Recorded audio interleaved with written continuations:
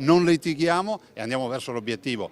Si presentano uniti e sorridenti i presidenti di Veneto e Lombardia, Luca Zaia e Attilio Fontana, e i sindaci di Milano e Cortina, Beppe Sala e Gianpietro Ghedina, all'uscita dal primo incontro operativo per definire la candidatura congiunta delle due città alle Olimpiadi invernali del 2026.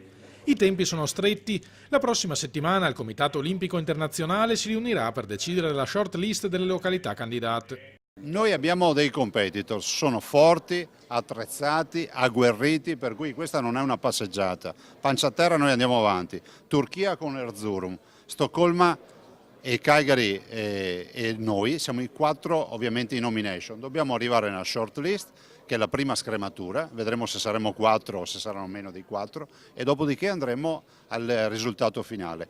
Il clima è di grandissima coesione e collaborazione, assicura il governatore lombardo, che parla di accordo raggiunto al 90% sulla suddivisione delle discipline tra le due località.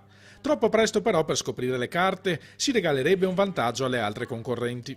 L'idea che abbiamo valutato è un'idea di un estremo equilibrio, comunque siamo d'accordo su tutto sostanzialmente, ci sono da definire alcuni dettagli, ma sostanzialmente c'è un accordo assoluto su tutta la distribuzione delle varie gare. Il nostro è un progetto di eccellenza ma low cost, gli fa eco il sindaco di Milano. Abbiamo garantito autonomamente una copertura delle risorse, ma contiamo ancora sull'aiuto del governo. Riteniamo che anche attraverso il sostegno dei privati si potrebbe farlo, ma non è giusto che il governo non lo faccia. Quindi in ogni caso adesso andiamo avanti.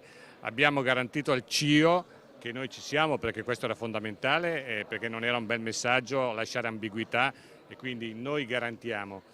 Però non è finita ovviamente la discussione col governo, non la consideriamo finita. Il dossier definitivo della candidatura sarà pronto entro gennaio. Per la montagna veneta è una grande occasione di rilancio attraverso investimenti che resterebbero sul territorio una volta conclusi i giochi. Saranno i 70 anni dalle Olimpiadi del 1956, quindi per Cortina sarà la possibilità di rivivere un nuovo sogno, una nuova esperienza e un rilancio anche in termini di legacy poi per gli anni a venire. Definitivamente archiviate le polemiche con Torino, ormai fuori tempo massimo. La cerimonia di apertura molto probabilmente sarà fatta a Milano a San Siro, su quella di chiusura vi stupiremo.